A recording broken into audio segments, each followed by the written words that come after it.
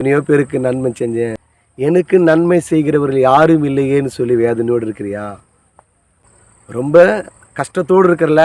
எனக்கு பிரியமான தேவனுடைய பிள்ளையே, உனக்கு நன்மை செய்கிறவர் ஒருவர் உண்டு. அவர்தான் இயேசு. இயேசுவிடத்தில் நீ வரும்போது, இயேசுவை நம்பி வரும்போது, வாழ்க்கையில் அநேக நன்மைகளை நீ பார்ப்ப. இந்த நாளில் ஆண்டவர் உன்னை பார்த்து சொல்கிறார், மகனே மகளே, நன்மை செய்கிறவர் நான் இருக்கேன், நீ கவலைப்படாத, நீ பயப்படாத, உனக்கு நன்மை செய்கிறவர் நான் இருக்கேன்.